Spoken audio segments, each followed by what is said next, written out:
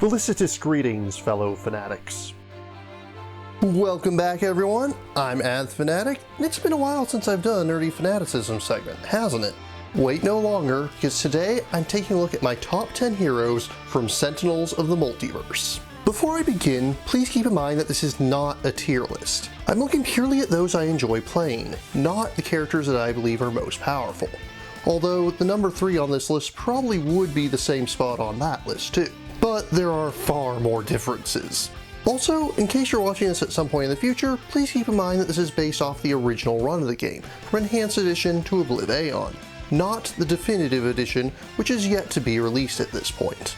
First released in 2010, Sentinels of the Multiverse filled a then untapped niche in the board game market: cooperative superhero games. There's certainly no shortage of them today, but Sentinels of the Multiverse was the first one to really make it big. Fast forward to 2013, and I was just getting into tabletop gaming. I had a decent Heroescape collection at the time, and I was just beginning to learn how much the medium had to offer, and Sentinels of the Multiverse was the next title that I really got into.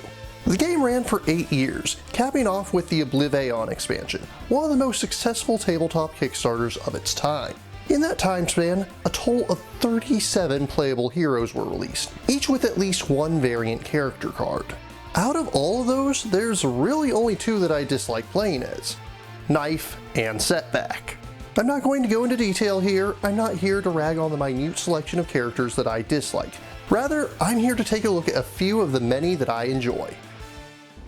I'm starting off this list with an honorable mention to the first character that I played as, Bunker. And Bunker is a great character to start the game with.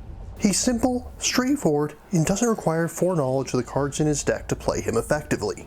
While his initial character card is woefully underpowered, the Termination and Freedom 5 variants both give a significant power boost, while the GI Bunker version is essential for playing against certain enemies on Advanced, Challenge, and Ultimate difficulties.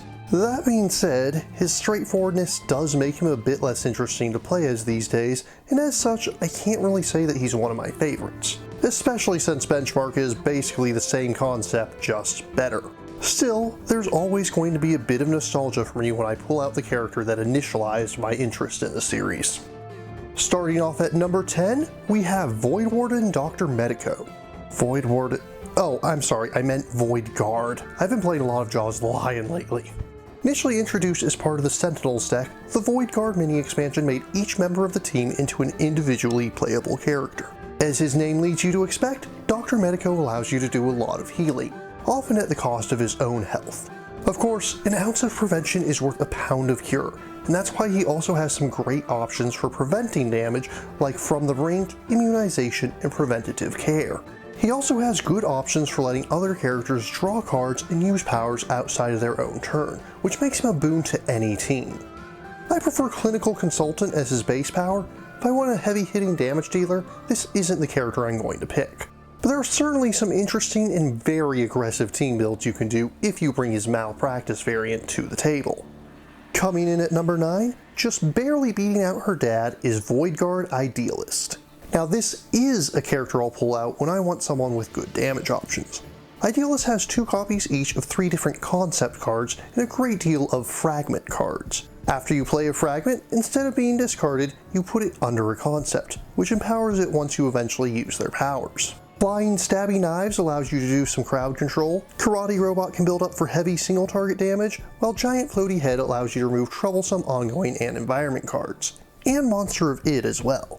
Both versions of this hero are great. Her standard version allows you to more easily set up concepts, but I think I prefer her Super Sentai version, as Form the Head is basically a more consistent Karate Robot. Since this is a character I prefer to use as a damage dealer, I find this to be the ideal way to play her. Releasing at the same time as Oblivion, Void Guard was one of the last sets to come out. But now let's jump all the way back to the beginning to take a look at number 8, Visionary. Perhaps the purest support character in the entire game, Visionary's greatest strength is her ability to manipulate the villain and environment decks to avoid the nastiest cards they have to offer.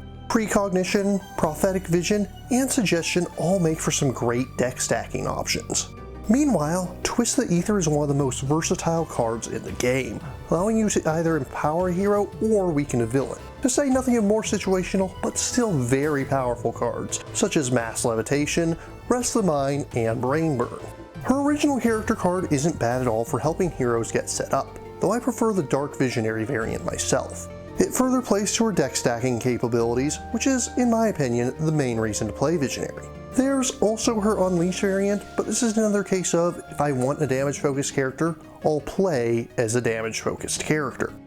Coming in at number 7, we come to the series poster boy, Legacy. Imagine if Captain America had the powers of Superman, and you get a pretty good idea of what this character is supposed to be. And this might be the single most versatile character in the game. He has good damage options, he has good tanking options, he can boost team damage, he has ways to prevent villains from dealing damage or even playing cards at all. Whereas most characters feel like they have a specific role you'll generally want to play them as, Legacy feels like he can truly do damage, tank, or support, and do all of them well. There's 3 different versions of him, 2 of which represent his grandfather and daughter. If you prefer playing Legacy in a damage dealing role, you'll certainly prefer to take his successor. Meanwhile, the Greatest Generation and Freedom 5 versions of Legacy are almost too good. Honestly, when playing on normal difficulty, these 2 are too powerful to bring to the table. I'll make the game too easy most of the time, but I'll take them in a heartbeat when playing Ultimate mode. Otherwise, I actually prefer his original version, which simply boosts team damage. Still quite powerful, but not broken. Filling things in the halfway point at number 6 is the comeback king, the Scholar. Possibly the best tank in the entire game, Scholar can take a hit. He can take lots of hits, and if you play Alchemical Redirection, he'll even take all the hits. He can reduce damage and has a lot of great self-heals, card draw, and even some decent damage dealing and support options to boot. There's been many a time when I've lost all my other heroes, but managed a last-minute win with only the Scholar left standing, keeping him alive until I could build up enough cards to finish things off with no wind to turn loose. He's that durable. He does have one variant, Scholar of the Infinite, which gives him another damage dealing option. That being said, I'm more likely to use Truth Seeker or Bring What You Need than either of his base powers. If pressed, I guess I would prefer his original version, as it does lend better to tanking. What comic book inspired setting would be complete without a collection of mad scientists? Coming in at number 5, we have Baron Blade himself, Luminary. As Luminary, you'll be playing out numerous devices, most of which have a small constant effect or something that happens without needing to use an action. They are somewhat fragile, but even when they go to your discard pile, they're still quite useful, as cards in your discard pile can be used to power up your Doomsday devices. In addition to simply being a very unique character to play around with, a lot of his cards really make it feel like things have come full circle, as they have numerous callbacks to when you fought him as Baron Blade. Hasten Victory, Consider the Price of Defeat, the Regression Turret, and of course, the Terra Lunar Translocator. I have a slight preference for Luminary's original character. It does let you get out devices more quickly and mill cards for those Doomsday devices. On the other hand, the alternate universe version allows you to deal more direct damage by getting out a bunch of devices, making for some really fun combos with the explosive Reconstructor. Either way, you'll be able to make sure that it's all according to Keikaku. Taking the number 4 spot is the Naturalist. Thematically, you may not think that turning into a rhino or crocodile should be able to keep up with the superhuman abilities mentioned up to this point, but mechanically, there's quite a bit he can do.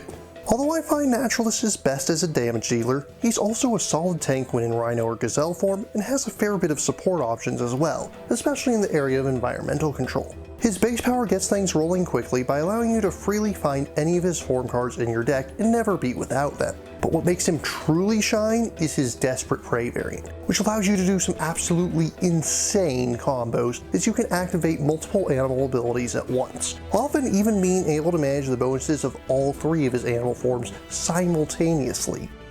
Now it's time for Win, Place, and Show. Sitting at number 3 is Stuntman. Stuntman doesn't do much on his own turn. Rather, he's all about setting up crazy combos that will happen outside of his turn. To this point and purpose, his powers are often boosted when they're activated outside of his own turn, and many of his cards have effects that activate as they're destroyed.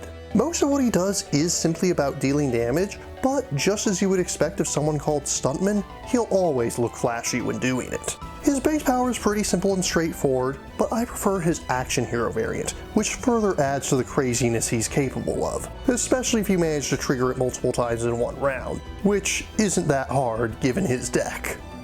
With only 2 spots left, we come to the runner-up at the number 2 spot, Omnitron X. I've made it no secret that I'm a Mega Man fan, so how could I not be drawn to the character who's clearly an homage to Mega Man X? Not only does his head invoke memories of that helmet, even the font is clearly meant to look like the title of the first Mega Man X game. But it's not just the homage that I'm here for, he's also quite fun to play as, else he wouldn't be on this list. Omnitron has a bunch of component cards which activate at the beginning of each of his turns. The catch being that if he takes more than 5 damage in a single turn, all of them are destroyed at once. To counter this, he actually has some really good tanking options with his shields. He has great environmental and ongoing control to boot, decent healing, and good damage. A very solid jack of all trades. Both of his base powers are pretty good. The original can help himself and allies get set up more quickly, while Omnitron U gets some insurance for when you can't stop those components from being destroyed. I have a slight preference for the original, but either is an excellent choice. We've had a robot, a shapeshifter, a mad scientist, psychics, and more. With 37 characters to choose from, which one tops my list? The number 1 spot is none other than the Argent Adept. Pulling off crazy combos and being able to do insane things as a support is one of my favorite ways to play co-op games. Surely you didn't think that it's an accident that Void Warden was the Gloomhaven class that got mentioned earlier. Argent Adept can do it in spades. He can heal, he can do environmental and ongoing control, he can empower allies' attacks and bolster their defense. But most of all, he can use his combinations of instruments and songs in order to allow allies to perform extra actions. He's the antithesis of a stuntman. Whereas stuntman is all about performing crazy combos of his own during other players' turn, Argent Adept is all about allowing other characters to perform similar feats during his turn. Like the rest of the Prime Wardens, Argent Adept has no less than 4 character cards. His original is my least favorite. It's too dependent on getting a good performability out early on. But all 3 of the others greatly improve his options. The Prime Warden's version allows him to get things set up much more quickly, especially with Arcane Cadence allowing him to stack cards on the bottom of the deck. Extreme Prime Wardens gives him a damage dealing ability, deal damage to an ally with it, and they'll be able to perform even more insane out-of-turn feats. And finally, Kavoth's 6th String is probably my favorite of the lot, allowing you to pick 2 decks, reveal the top card of each, and play either one. This is usually used to get heroes set up more quickly, but it can also be used offensively to discard a nasty card that you've stacked on top of the villain deck. As I mentioned in my Star Wars LCG review, Sentinels in the Multiverse is one of my favorite games, and my favorite co-op.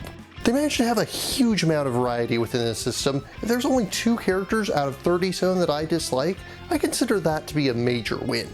And as you saw in the background, there's a robust digital adaptation if you're more of a video gamer. If you have any questions, remarks, or opposing points of view, leave them in the comments down below. And please remember to like, share, subscribe, and ring that bell. Until next time, farewell, fellow Fanatics.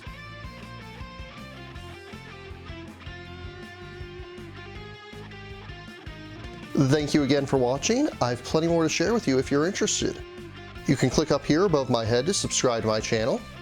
You can click over here on my monitor to see the most recent video that I've worked on. Or if you prefer, you can click up here to open this mysterious vault and see what video that the YouTube algorithm has picked just for you.